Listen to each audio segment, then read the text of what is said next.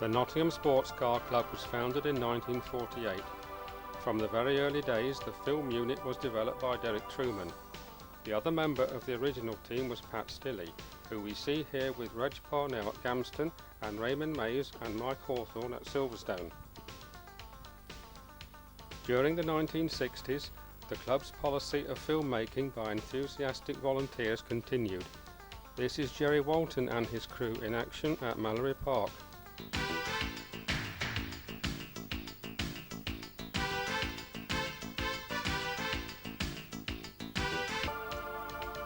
Members continued to record the club's dedicated involvement with sprinting during the 1980s and the early 90s.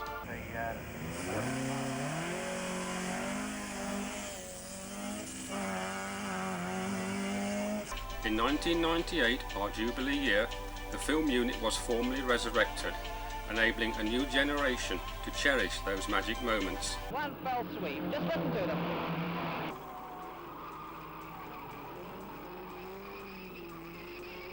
Bruce Widowson introduces us to Tony Marsh and Roger Kilty at Donnington.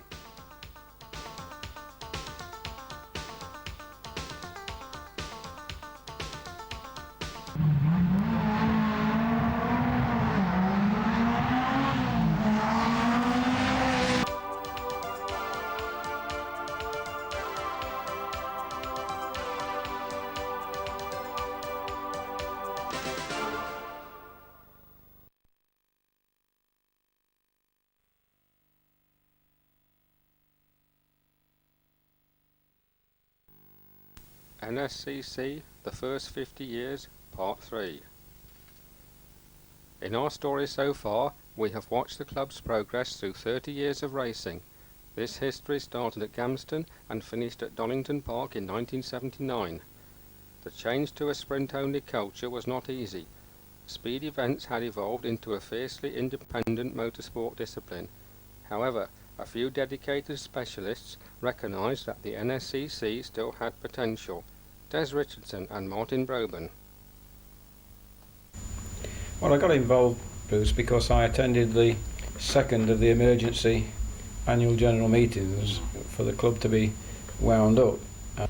One or two of us decided that it wasn't a good idea, and we went on to the committee. And I don't remember all of the people, but Vi and Martin Broben. Here we see Vi Selby at Kerborough. Vi reintroduced strong administration to the club. 1970s race official Mike Mayfield continued to provide stalwart service. Another marshal turned committee man was Guy Walker. When I was in Shenston Car Club at those stages, Martin Broben and Paul Taylor, who were also in Shenston Car Club, and we moved over to Nottingham to help this out. Had one or two meetings, and it was decided that the committee had to have a goal, and that was for membership. And to get membership, we needed a purpose for them to join us, and there was no real good championships at the time, so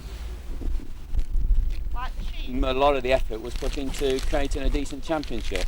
Instead of being a class structure, it was based on everybody having an equal opportunity as near as possible to win the championship by taking the class record and adding 8 seconds, as it was in those days. And therefore, if you got within 2 seconds of that record, you scored 6 points, and these were carried on through the 10 or 12 rounds that the championship ran. And at the end of the season, it was the one who had scored the most points that was a winner. In 1998, we've got over 100 contenders doing the championship, and it's going from strength to strength. We still operate the same point system with 18 points for achieving the bogey time, and that will vary across a range of times depending on what car you're driving. For instance, at the minis at this course, they've got to try and achieve around 58 seconds, whereas a racing car at the top end would be aiming for about 40 seconds. End of season meeting where everybody wanted to do it to either win the championship or finish in the top 10 to get something out of it.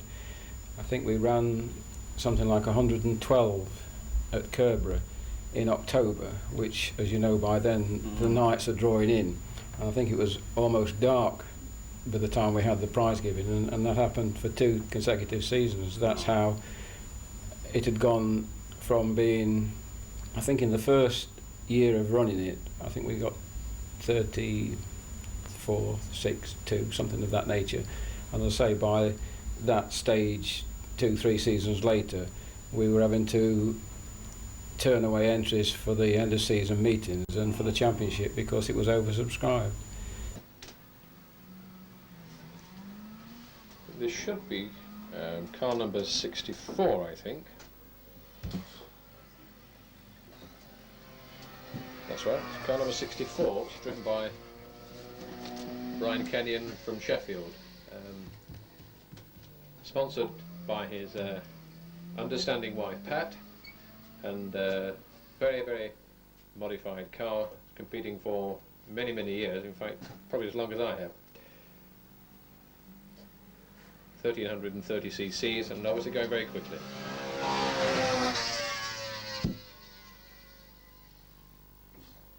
Achieved a time of 37.78 this morning.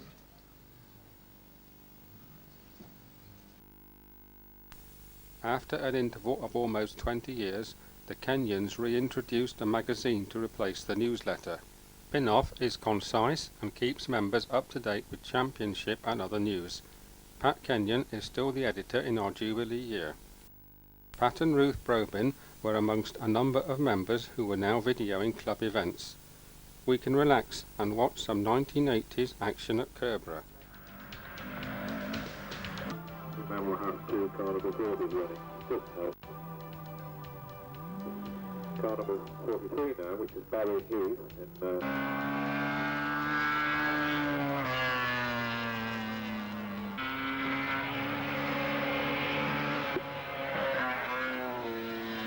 car number 53, which is the Mammoth 21/24B, driven by Stephen Wilkinson, who's showing the car with Peter Harper. Car number 57, which is a Royal RP24, driven by Des Richardson. I haven't got any details of the modifications, but it certainly doesn't look, and neither does it go, as a standard car would do.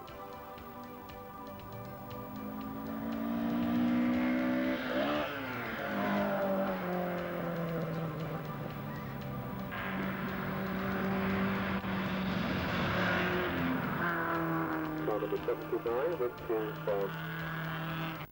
Mike Walsh, Hillman Avenger GT, 1973. And car number 8 on the line, Mike Brown from Leicester, who's a pensions consultant rather than a pensioner.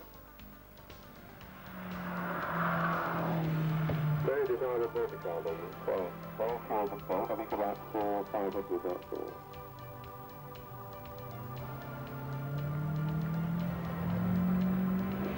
Probably very expensive to run as a road car, with a 16-valve Lotus cylinder head.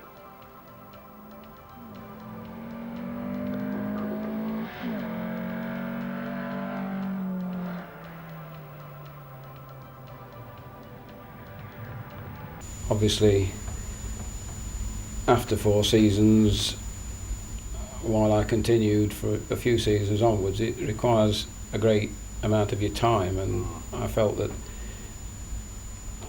you need not only that but the same enthusiasm, and that tends to wane after a few years too, and there was other people coming along, so after that period I passed it on to David Cole and 1 or 2 other people who continued it, which is still run on the same terms today.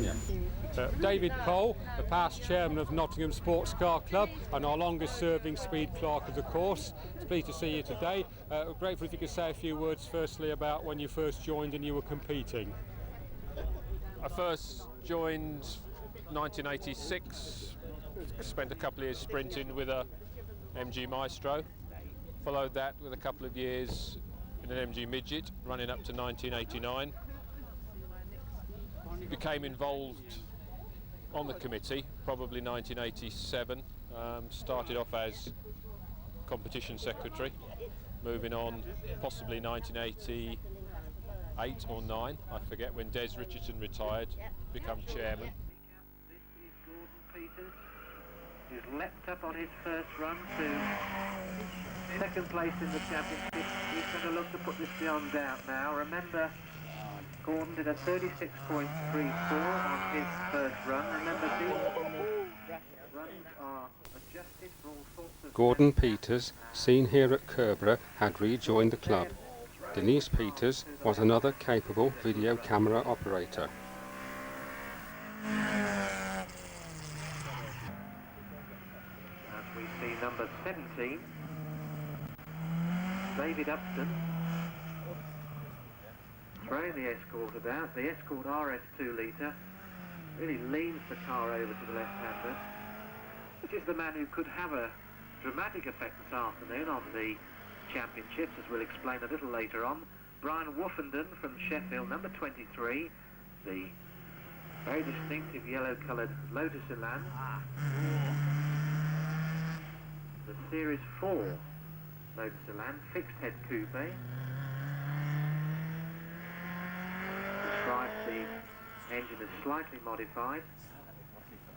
And apparently this car was seen earlier on this year in the Norwich Union Classic Car Run in May. Brian's best time, 37.05. During this period, the Thompson brothers, Chris and Andrew, carried on the ever-important search for new venues. 1960s race marshal Bruce Widowson rejoined the club to try his hand at competitive membership. Bruce changed back to organisational duties and joined the Thompsons in their quest for a new venue. Thoresby Park was opened as a sprint venue in 1992. This was 40 years after Gamston had closed.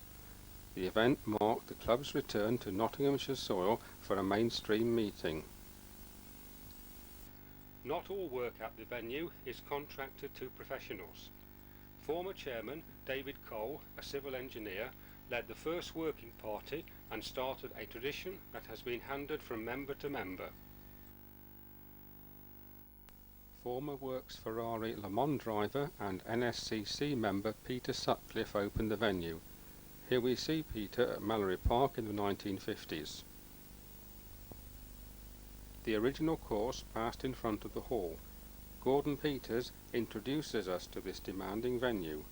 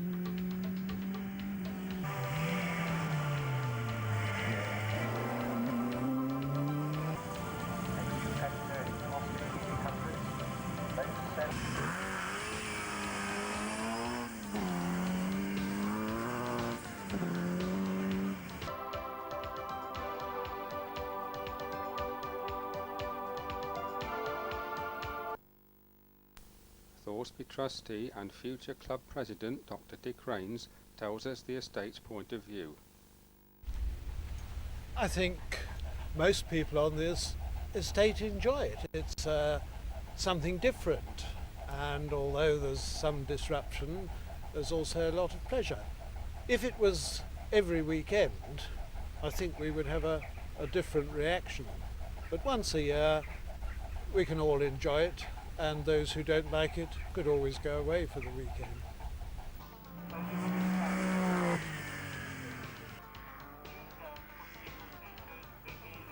Meanwhile, the Kerbera programme was still in full swing.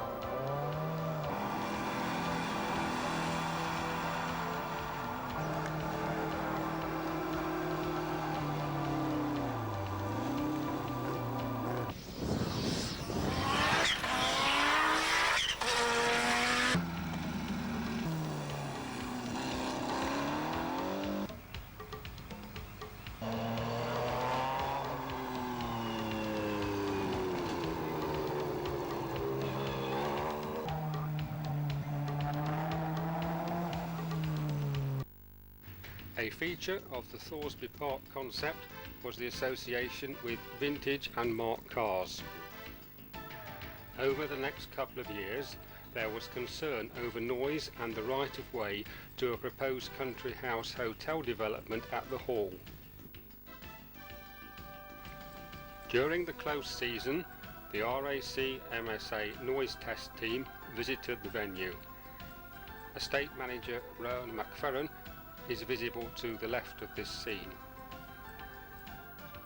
The decision was taken to alter the course to provide a longer-term future.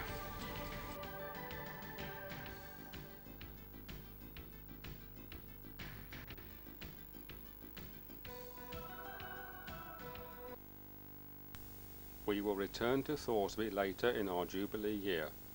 As we saw in Part 1, the celebrations started with the reunion for former members in March.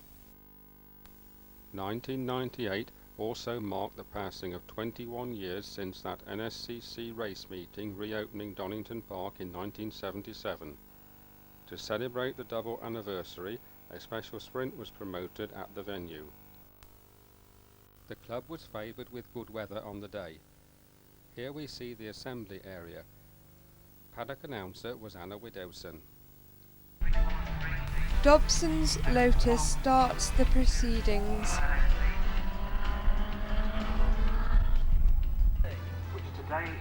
Jerry Arthur,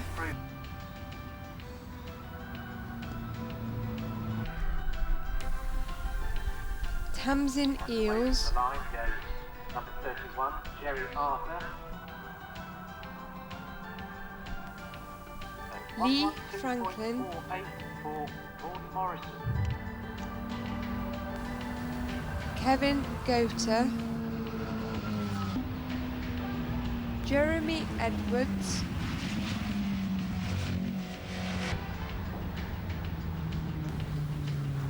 Ian Harrop,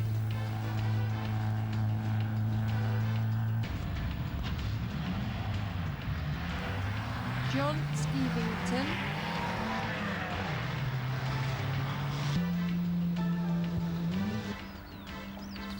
Jeff Chambers,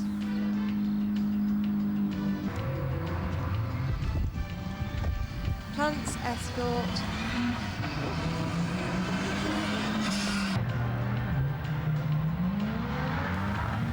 Les Proctor's OMS,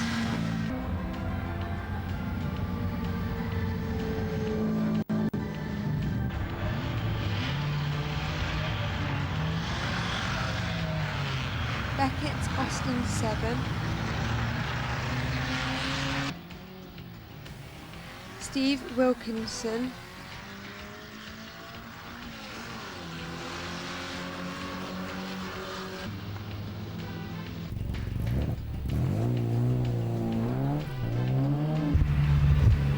Dignan's MG,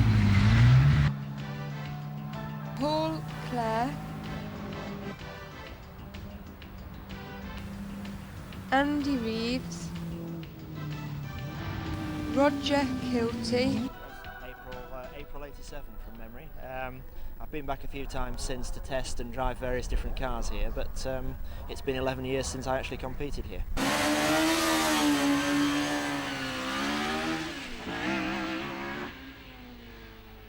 Practice has gone quite well. A couple of niggling problems with the car, which I believe we've now sorted. Yeah, looking forward to this afternoon. Well, I know congratulations are overdue from the club to you on your championship last year. Thank you very much. You say you're optimistic of repeat performance this year? I'm not seriously defending the championship this year. I'm doing the Super Sprint, the British Super Sprint Championship seriously, and hope to try and add that to the tally. I'm doing selected sprints, but not actually enough to be a major contender. I shall probably go back to that next year. Fine. Of course, you did start your career, I believe, in motorsport with Nottingham Sports Car Club. I did indeed. Nottingham Sports Car Club was the first motor club that I joined, and the first championship I ever won was the Nottingham Sports Car Club Speed Championship in 1987.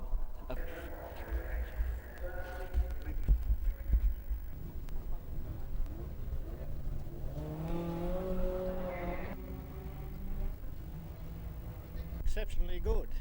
In fact, I've never been here before, so it's the first time for me. Well,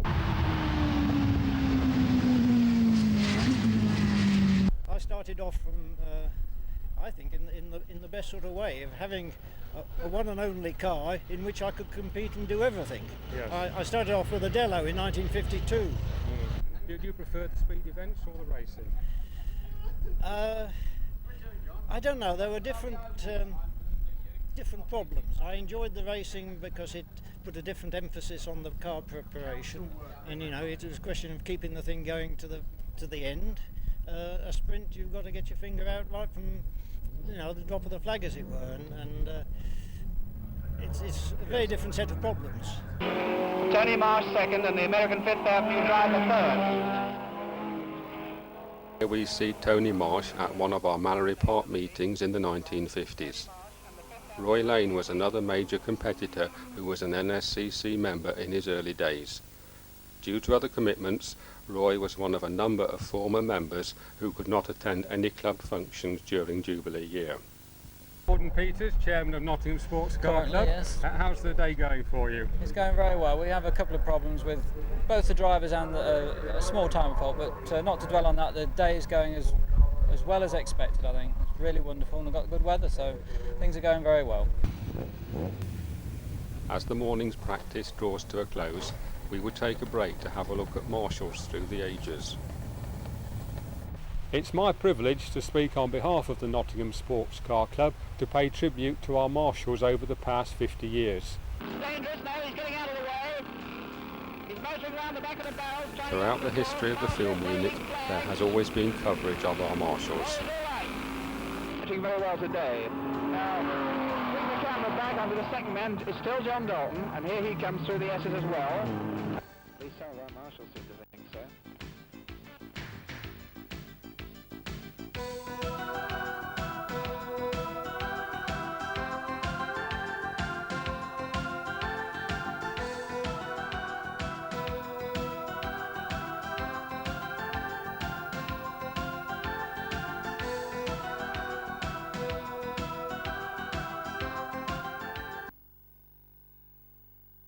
This cloth armband, kindly donated by John Perry, was used by the club at Gamston in 1949.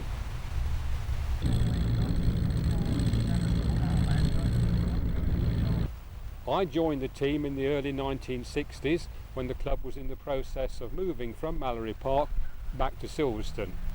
I have many happy memories of that time.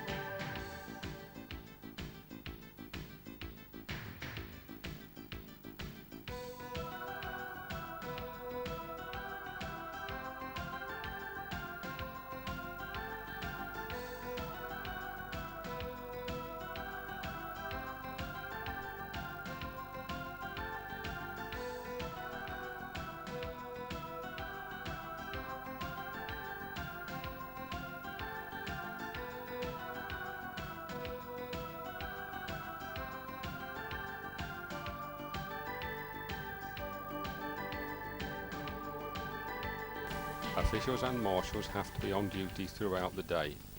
Many incidents are routine.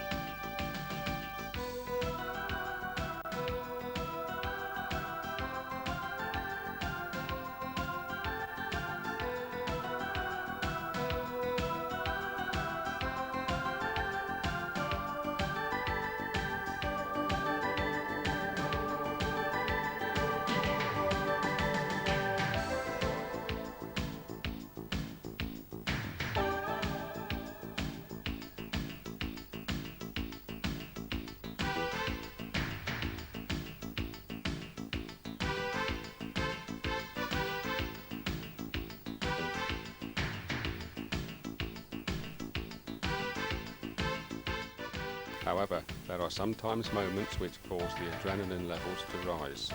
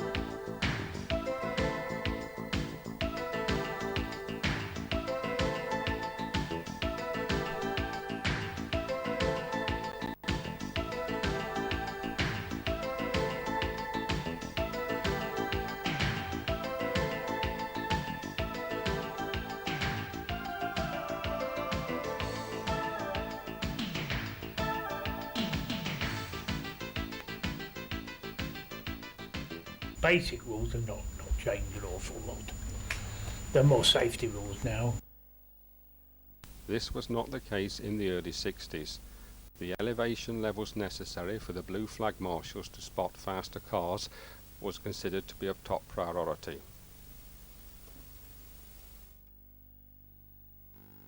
During the 1980s, marshals at Kerborough continued in the fine traditions of the club.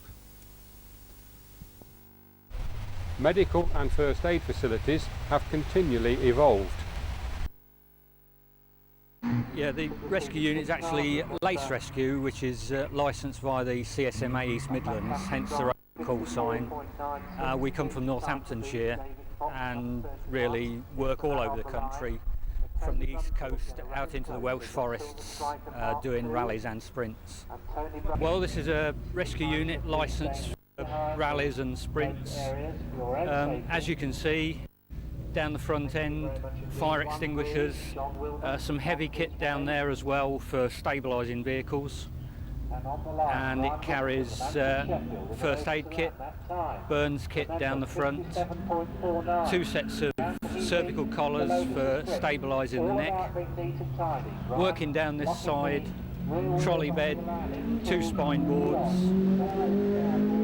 Above there, fracture kit and more neck stabilising kit. Down the other side is toolkit and rescue kit, comprehensive toolkit. Some of it's set out on a shadow board so it can be got at fairly quickly. Heavy kit for dismantling vehicles. Hydraulic kit with backup hand operated stuff. An electric saw for dismantling vehicles. Also down this side, extra lighting, a folding stretcher, and the saw on the back is for sawing laminated windscreens. Right, what you're looking at there is the main hydraulic tool. It's a combination tool which will do cutting with the blades or spreading with the tips on the ends, and we would normally use that for access to the car dismantling the car if necessary to get to the casualty. The main way of doing that these days is perhaps to take the roof off the car and get your way through the roll cage, and in that way. The thing's driven by a petrol-driven hydraulic generator. For cutting really heavy bits of metal, we've got a separate shear, which is a different blade design. And for other metal work, the battery-powered saw there, which is a fairly recent addition to our kit. Well, the lads are just going to quick practice there at fitting a neck collar. And the C-spine, which is the top of the spine, is probably at great risk from motor vehicle accidents. And this is standard procedure nowadays, to completely immobilise the head and neck. And the casualty would then be put on a board and fixed firmly to that board, sent to hospital for X-ray like that. Also, they'd have oxygen on as a routine anyway. The other items there, which you can just see, perhaps more not for our use but for a doctor or paramedic to use, the intubation kit, all in the orange box, and the defibrillator, which is a recent addition to our kit, kindly supplied by the British Heart Foundation, and obviously for a doctor or paramedic to use.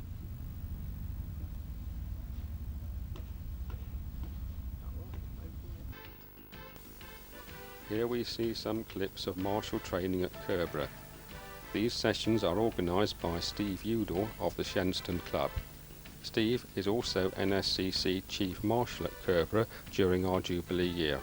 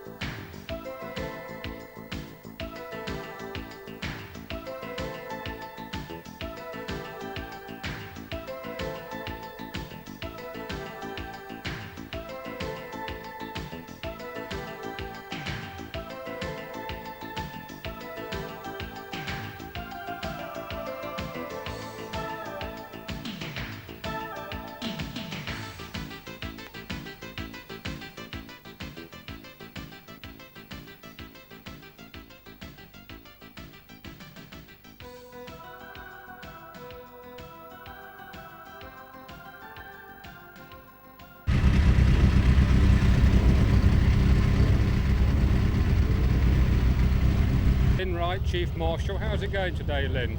Very well. We've all sort of started off this morning. It's new for us all, and we've all worked together really well. It's been marvellous. Apart from a few hold-ups, it seems to have gone extremely well. It does, yes. I think the main thing was the drivers getting used to the circuit and the running order and the procedures. But we've trained them this morning, and this afternoon will go very well. And you're happy with the paddock layout?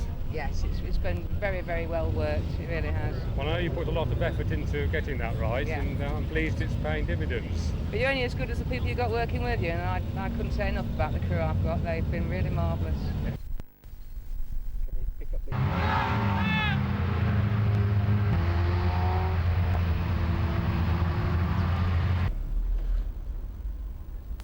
As the lunch break continues at Donnington, we obtained some comments from competing members.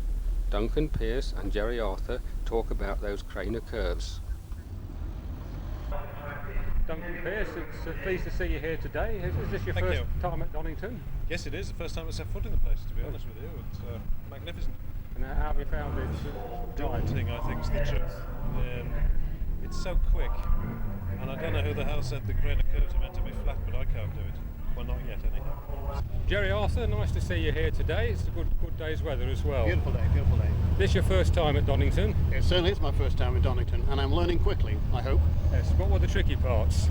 Well, the section down the Craner curves is very, very tricky indeed, because obviously you can go hell for leather down there and you've got to just keep a little bit back. And this last bit, through the chicane up to the hairpin, is tricky as well. But it's a very challenging circuit, marvellous. We didn't catch up with the President on the day, but we found his car and were treated to an impromptu lecture from the legendary Ernest Twigger. It started out in life a different car to this. It was a long chassis car, which means it was 10 foot 10 between the wheelbase, and it had a 3-litre engine and more than likely a Smith Bentley carburettor. But in later years they've shortened the chassis to speed model specification, which is 9 foot 9 between the wheelbase, and uprated the engine to 4.5 litres, and of course it'll have twin SU carburettors now, and more than likely the A-type gearbox. So it's a much different car to what it was, but very handsome and very nice in any case.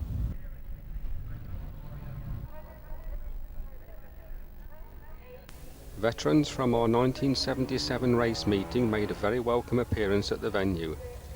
Mike Lane and Murray Beadling shared a stiletto.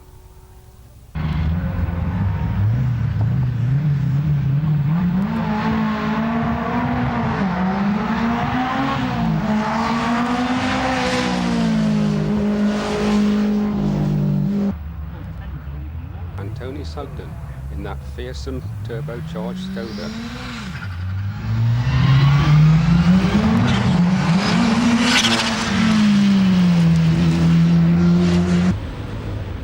As competitors assemble for their afternoon time runs, we will join some of them out on the circuit.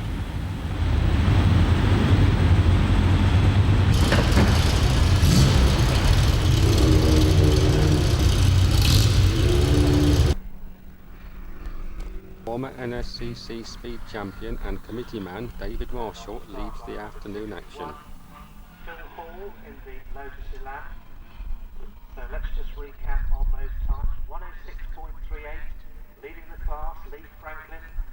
Lee has completed both his time runs, and indeed that was his first time run, 106.38. 106.41 is Bobby Price's first run time in the Renault Clear, which was seen from very low short of the and in third place Ian Beresford, number 43 in the MGP Roadsters. So still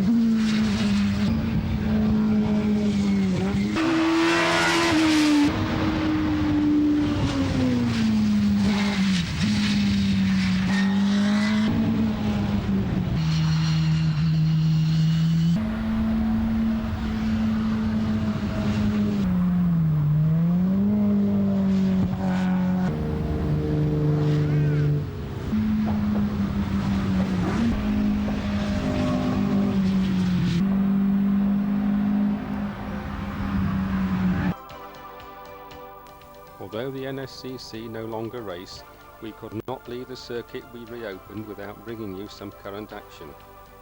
We visited the Aston Martin Owners Club historic meeting and found some old friends.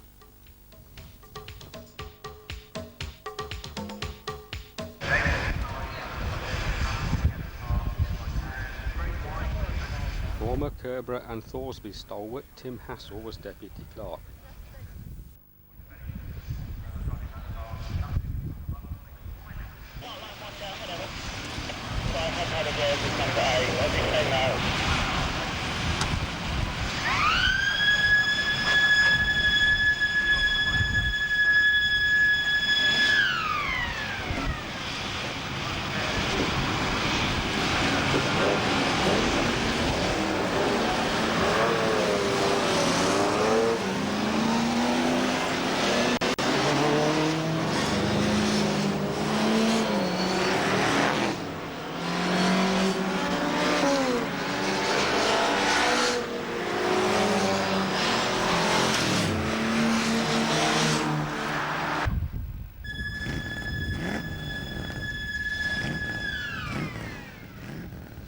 And 1970s Croft starter turned MGB racer Van Lambert.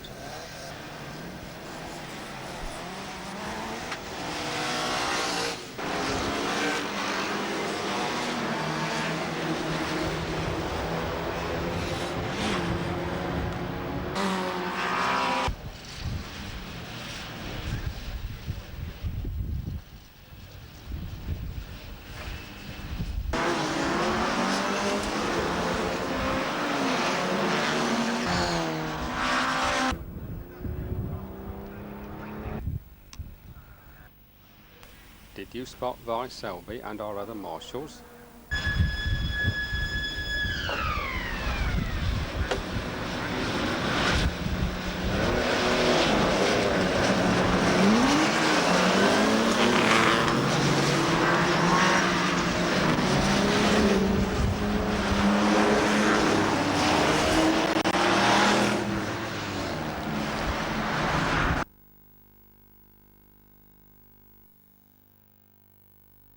We start the last chapter of our story back at Thoresby Park. The Grand Parade provides a fitting welcome to our journey's end. I've got a Riley now, a pre-war Riley that I enjoy.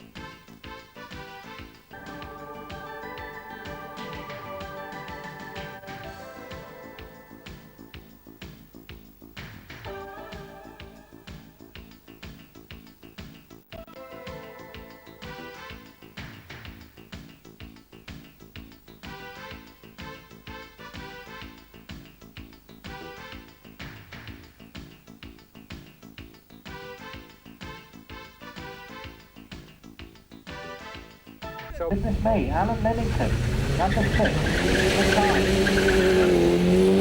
11 turbo, cruising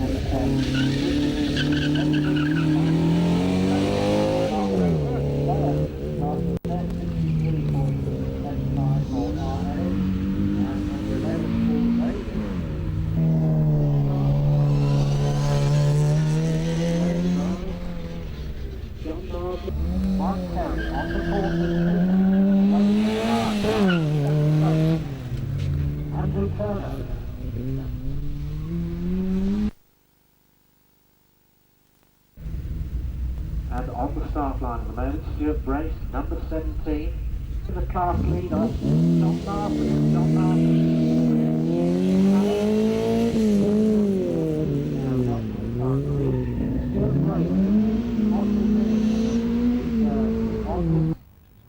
With Thoresby Hall providing a fitting backdrop, judging for the President's Trophy commenced. Lady Rozelle, wife of our current President, presented the 1998 Jubilee Award to Chris Saville. To Christopher Saville, young gentleman here, the owner of this Healy.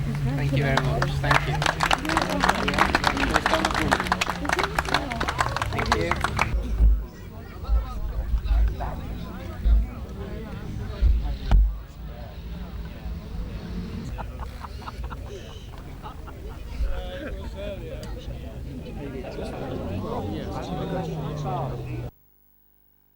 Well, congratulations on winning the President's Trophy. Tell me please how long you've had the car. We've had it about just under 3 years. It took about 18 months to restore it, and myself and my dad restored it. The car came from California. It's American import, and so everything's been done to it. It's all been fully restored to as it should be. It's Murray Beaving in the Murray Beaving.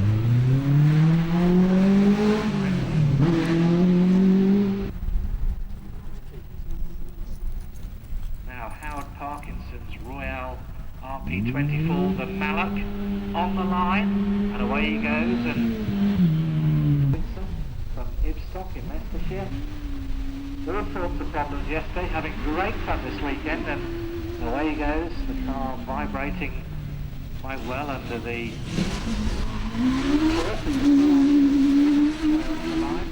number 82, Chris Robinson. Now, remember,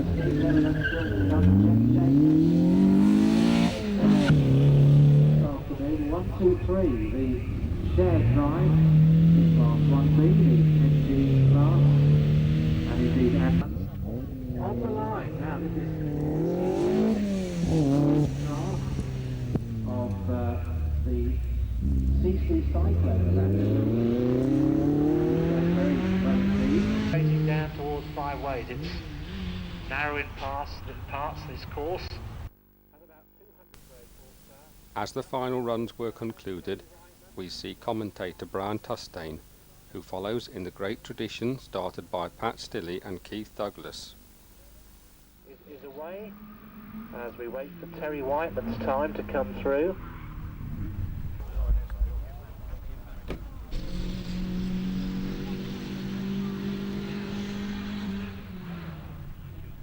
Of the classic car owners in the paddock, in the area opposite the hall, away we go, number 84, Barry Whiting.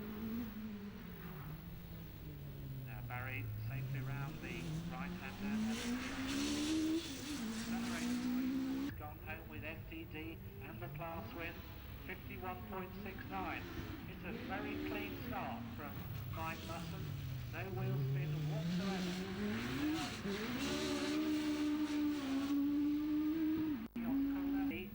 But Brian Walker and indeed number 88, Andrew Keir, still to run. Now Andrew Keir, let's see whether he's got this OMS together.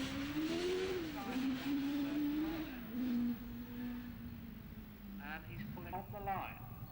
Brian Walker, number 89, in the Brighton, DP2000. Let's see what he can do. He's away.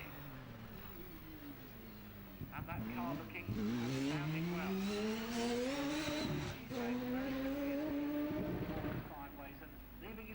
A round of applause. The day was rounded off by the prize giving.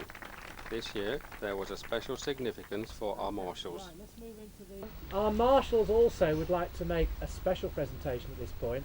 I've had the nod and the wink. Would they like to step forward and make that presentation? It's rather unusual, but a very nice thought.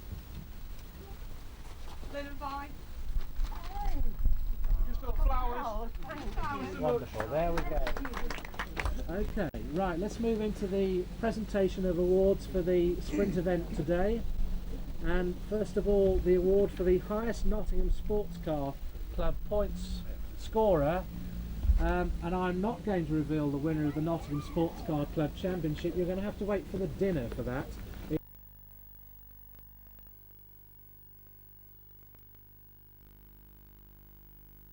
But the highest point scorer today was Andrew Turner. Andrew Turner.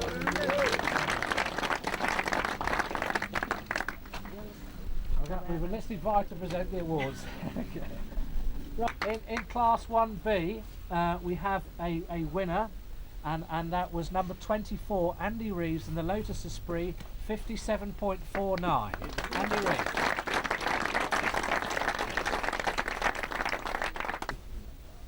In Class F, again three drivers, and the winner in that class, driving an Imp Stiletto, number 176, with a time of 57.06, Mike Lane, first in class.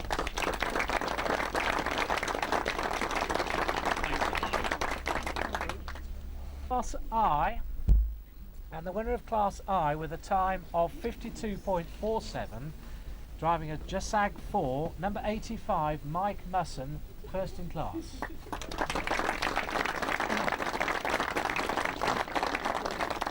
And finally, the fastest time of the day was achieved by number 86, Mark Lewis, in the Supernova SV75. And in true tradition of sprints, if you'd like to come forward, collect his awards and say a few words, Mark Lewis. Thank you. Well, after a disastrous Donnington this year and a whole half a lap, this has made up for it a bit this weekend. Another brilliant meeting from Nottingham Sports Car Club. kept the weather away. I was praying for rain for the last hour, but it didn't come. But, thank you, and thank you to the marshals for keeping us running, despite a lot of us falling off. But, thank you. Good meeting. First of all, our clerk of the course, David Cole, who, under his instruction, the event runs like clockwork. To David Cole, our thanks. Where's David? Today, I've been very pleased with the way today's gone. The weather has of course helped, and the support you get, because I'm no longer a committee member and I have to turn up on the day. I know that the day has been organised in advance, and really my job really is to come and run it on the day. I believe the hard work is really done before that, in organising the course, in organising the marshals, etc. I'm very grateful to those people that do that to make my job that much easier.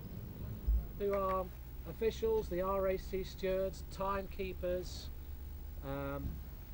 doctors, rescue outfits, so many people, to them our thanks. To the secretary of the meeting, Vi Selby, to Denise and Gordon, and finally to all the marshals who, without their support, we cannot run a motor racing meeting. So, ladies and gentlemen, thank you very much on behalf of the Nottingham Sports Car Club.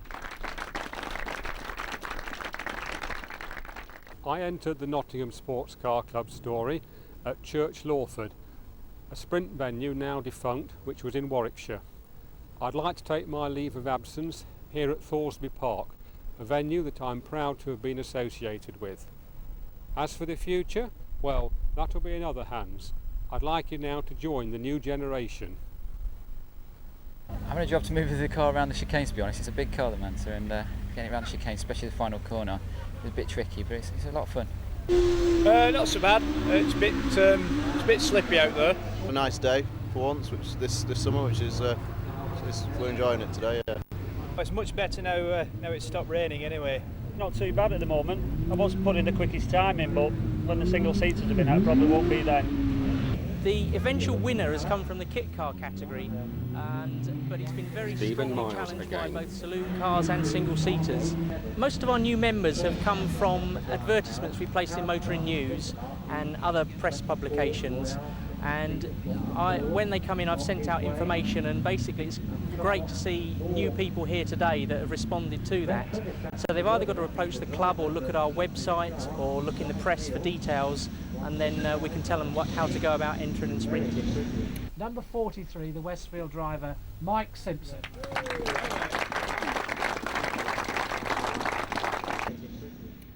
The website will be something very new to our former members who attended the reunion. Has there been a response to the website? Yes, it's been very encouraging. Since I set it up at the start of last year, we've had 2,500 people access the site in the first 18 months.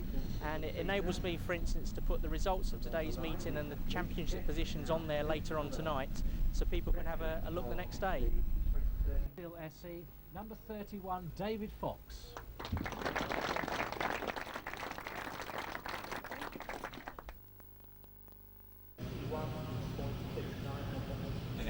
To end this story, I'll hand you back to Peter Blaney. The dictionary definition of a club is interesting. It's an association of persons united by a common interest. Now that sums up the NSCC. Now, to get into the commentary position at Silverstone, you had to go up 2 40-foot ladders, and they were strapped together. Both Pat and I suffered from vertigo. So with great trepidation, we climbed this ladder to a little tin box at the top, and Pat started commentating, me keeping the lap chart. After about an hour, Pat said, "It's no good, I will have to go downstairs." Gave me the microphone and never came back. And I found myself then as the elected commentator. And I quite enjoyed it. And from that started my career in commentating. Through that, got a contract with ITV, working with Tony Brooks for 2 years. And then doing all the Grand Prix right up to the early 90s. I think I did about 18 Grand Prix altogether. Thank you very much, David. It's been lovely to talk to you, and I hope you have an enjoyable afternoon and all your colleagues here this afternoon. Bruce, it's a pleasure to do this for the NSCC. I had much fun and much pleasure with them in the early days. I feel I've come back home. Thanks. Now, but still the boys put so many hours into it. Nobody gets all the thanks. They never did those days, did they? Well, I think the club is now back on the way up. We made it, and history tells the tale. If you've got a healthy championship, then you get a healthy membership with it. I've been privileged to be president in Jubilee year, and that's something I shall not forget. The interest and the general regards of thanks from everybody, it's been tremendous. It really has been worthwhile. Makes it all worthwhile. And overall the championship is very strong. Almost 100 contenders.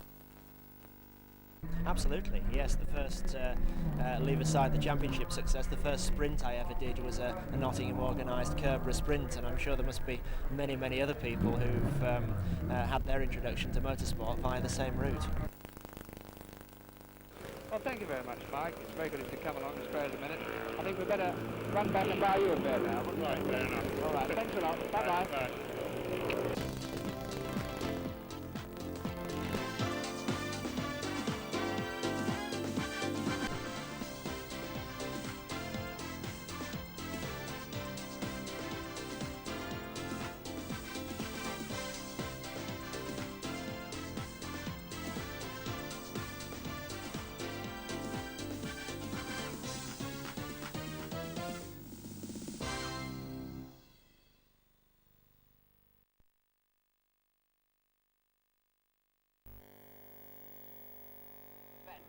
You'll notice that there's quite a number of cars being hurriedly prepared, and I should describe the whole place as an absolute hive of activity. I mean, there's a very type of motor cars here, from XK Jaguars down to unsupercharged 750cc Austins. Official opening of the circuit, we would like to just give you this shot of the Nottingham Sports Car Club's new scoreboard here, opposite the start. Nottingham Sports Car. Here we have the start of race 2 for 1100cc unsupercharged cars. This is rather interesting to see them get away in the start here. Very good start indeed. Here's Hawthorne in the Riley, having built up a considerable lead in race 2. He's swinging into the bottom corner past the straight now. I should think he's at least 1,000 yards in front of number 45, Stokes in the Riley. Rather forbidding weather on Sunday, September the 16th. As far as Nottingham Sports Car Club members are concerned, all roads are leading to Mallory Park Racing Circuit. This is the competitors' entrance, where cars come into the paddock today. Here you see the cars coming up again. It's still Greenall in the lead, but he's being pressed closely by number 40. And then there's a whole gaggle of them coming into Shaw's here. There's 2 cars spinning out, just touched very briefly. Now the start of the main event of the day, a 20-lap Formula Libre race as they all come into Gerrard's Bend, with the ERA coming into the lead, followed by the Cooper Bristol. Well-known personality who's down at Silverstone for our meeting today is Mr. Berwin Baxter. Now, you've just been out for practice, Mr. Baxter, haven't you? Yes. I know that the weather conditions are absolutely appalling. Well, they've been very bad. Very bad. Is the circuit terribly slippery? Very slippery in parts, yes. There are pools of water about, and when you hit them, you know. We moved the camera and unit round to Cops Corner and are shooting now the start of the event number 3, the 7-lap race for 1200cc sports cars.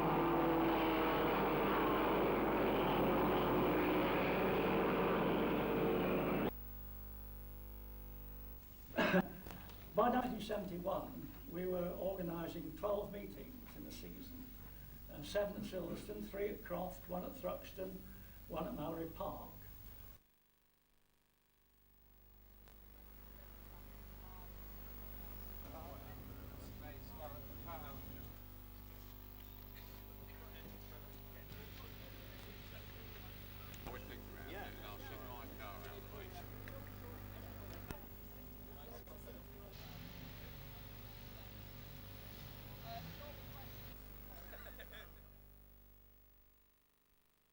But we watched with enormous interest the progress on reforming Donnington Park circuit.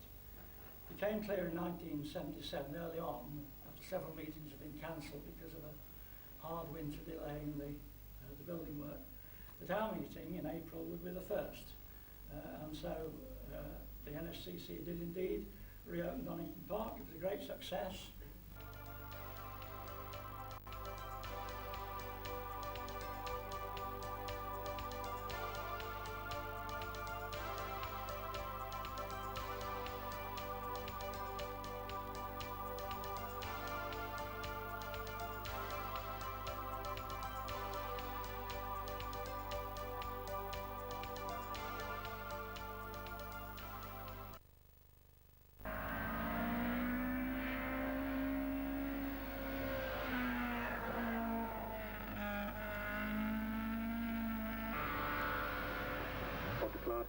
Class 13 now, another family car for the Kenyans and the Ross will be displayed. Right, I think not too far away from the class record on this first run with a time of 36.96.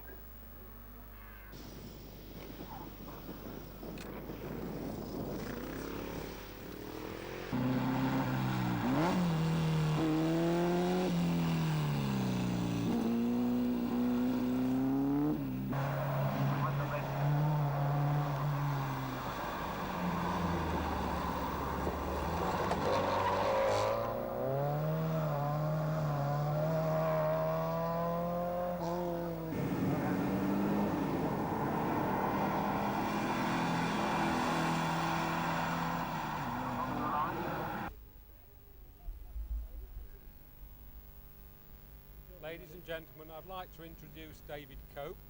David was a member of the Nottingham Sports Car Club in the early days at Gamston.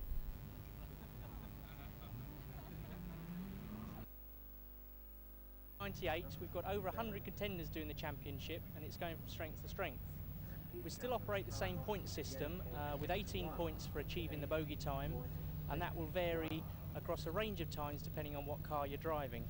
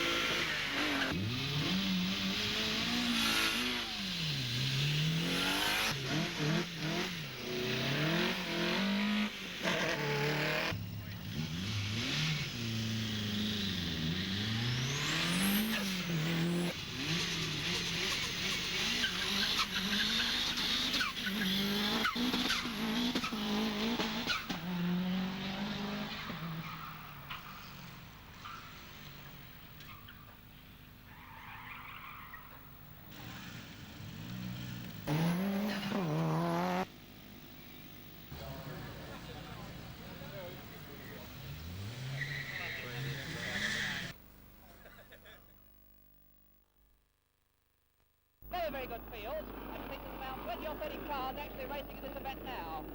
And they're all coming up to the starting line. As soon as they get up to the line, they'll get the flag and then they're off.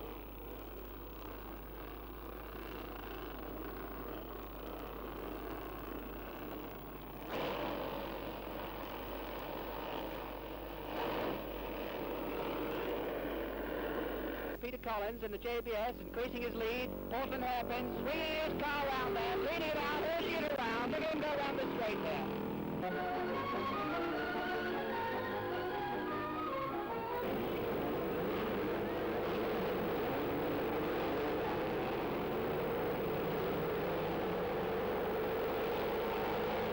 Dennis Bohr in second position, followed by Bob Gerrard. Bob's closing up.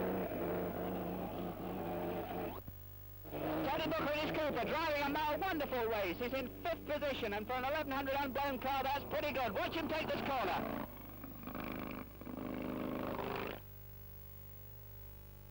Look at this. Just look at this. Now, this is motor racing and no mistake. Bohr and Bob Gerrard in 2nd and 3rd position. He'll take him on the outside here if he can. No, he can't make it. By Reg Barnell, the winner. Reg Barnell, the winner in the Raymond Mays 2-litre D-Type BRA. Look at him take this corner.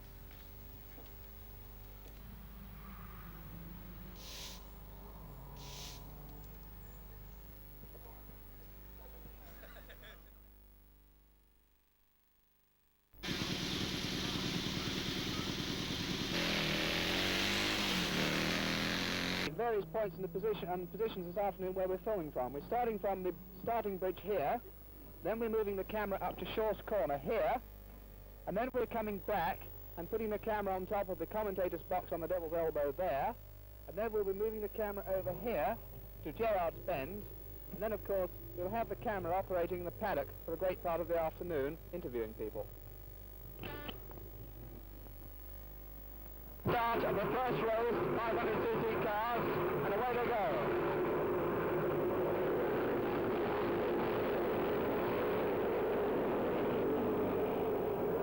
Back at Shaw's again for the big sports car event. Here they come all in a bunch into the course.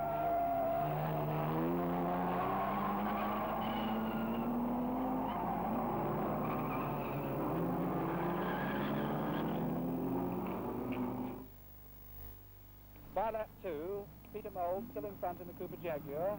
Murray second, also in a Cooper Jaguar. And Dick Probra in the Austin Healey 100.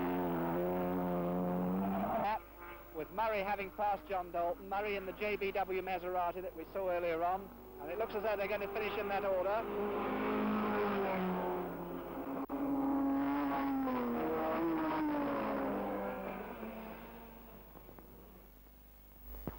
Now we show you the second heat of the Unlimited Sports Cars, filming from Shaw's as the first cars come into the corner.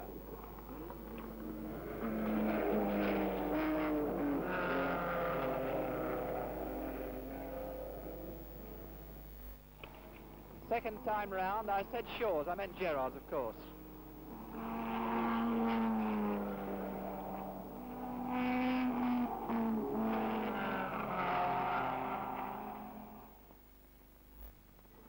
Third time round, it's still Dixon leading with Clark pressing, developing into rather a boring race, I'm afraid.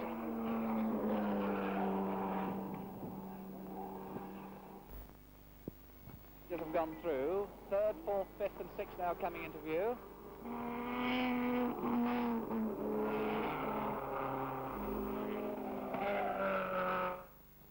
Here's the second, third and fourth again, having a little private battle on their own.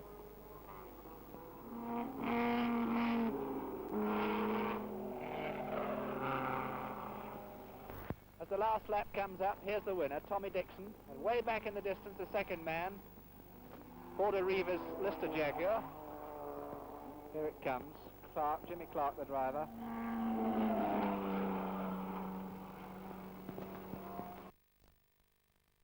Up at Cops to see the cars coming through, and it's 3.4 Jaguar in the lead. It's Hawthorne the 3.4 Jaguar as they come through. Mike Hawthorne, who's been down at Silverstone today. Now, Mike, I believe you were driving a 3.4 in the production car race. Yes. Now, how did you find it? Well, for a production car, it was very good indeed.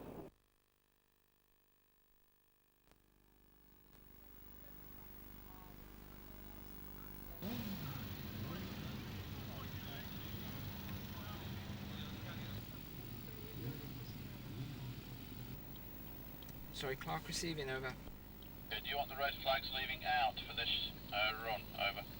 Yes, please, over. Yeah, the course is clear then, over. Received, on my way. Control all points, be aware that Clark is coming and also a film crew, over.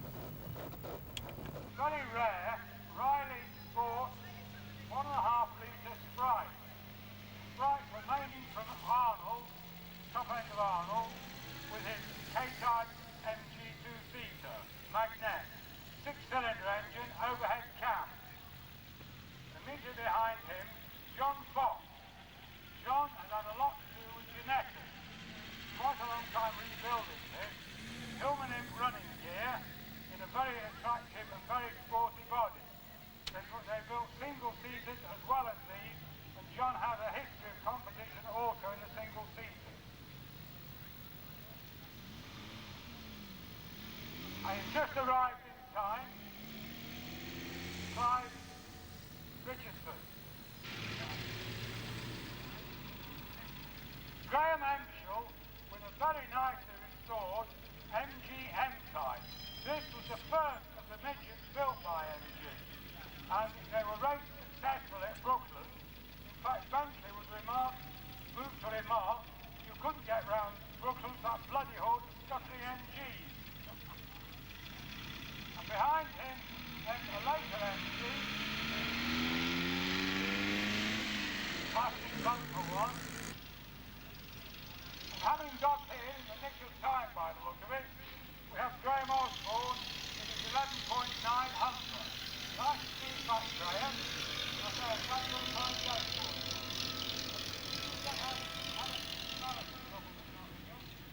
By Jack Allen, my good friend Jack. CR4O. Nice to see you here, John. They come from Sutton-on-Trent. Last weekend we were paddling around this place in the pouring rain. Aren't we lucky? The trophy is Riley Link. Basically, this is a similar riding to the spine.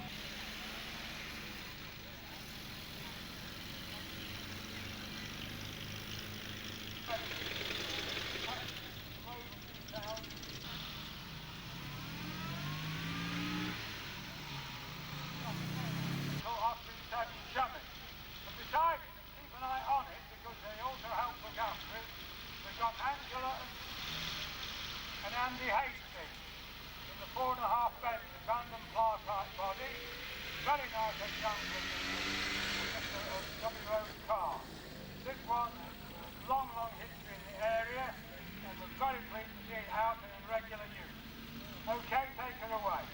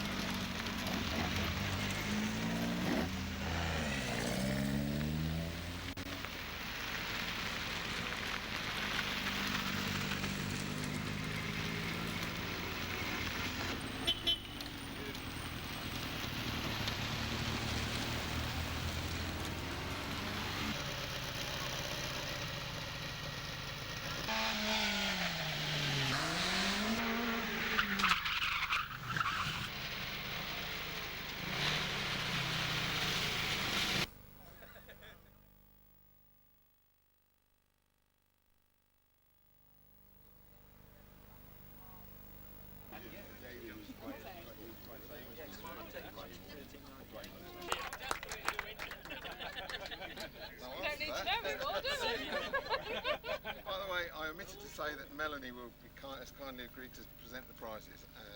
Our hard-working secretary to the meeting yesterday and assistant today.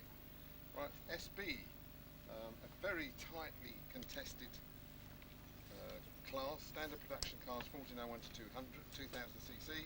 Third in class, Andrew Windmill with a Renault Clio with a time of 56.64.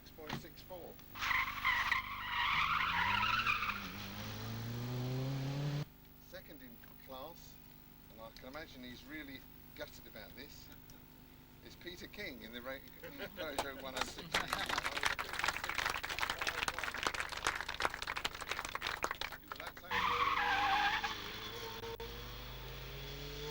Right, first in class, and this is why he's gutted, is because it's his son Jonathan in the same car with a 56.27, only quarter of a second quicker. Where's Jonathan?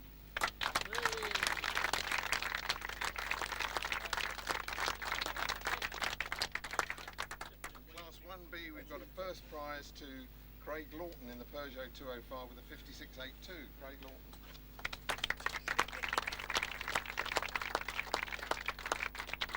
Craig?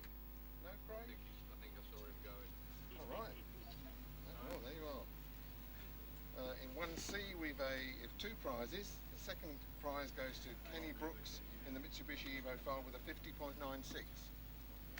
Kenny Brooks.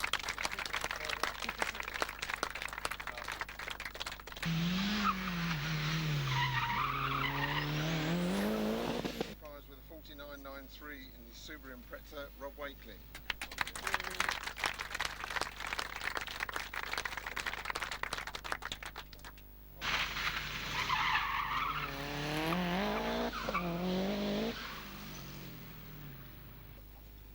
We have a first prize in Class 2E for Gary Thomas.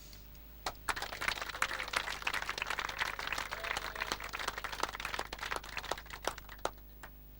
for Tim Smith, a coaster in his Citroen AX with a time of 58.2.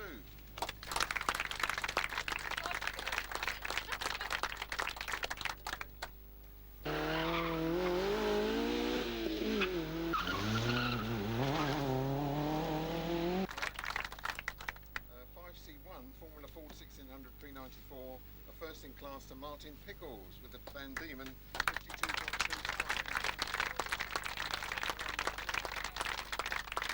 Have you worked out the championship positions yet?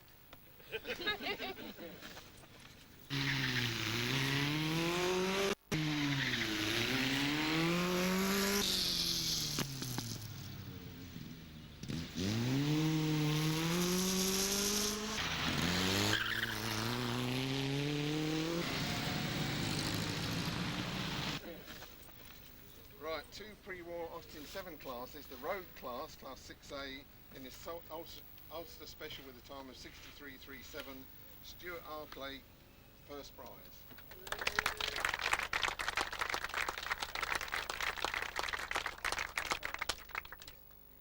And then the racing class with a time of 61.52 in his race special, Terry Griffin.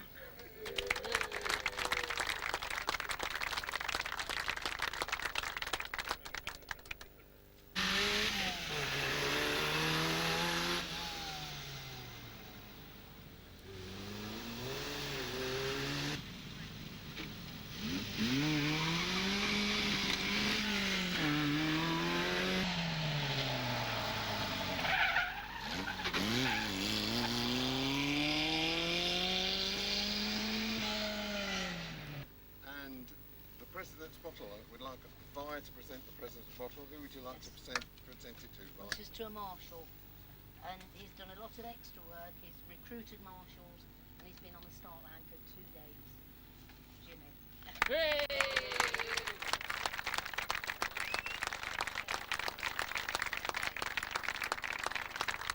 It just remains to say, so we come to fastest time of the day, and that's Andrew Rushworth in the Westwood Mega Blade with a 47.87.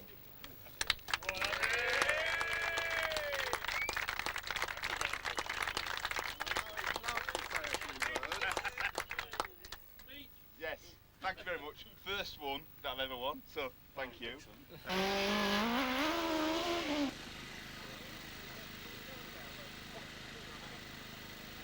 very much, Mike. It's very good of you to come along and spare us a minute. I think we'd better run back and buy you a beer now, wouldn't we? Right, fair enough. All right, thanks a lot. Bye-bye. Bye.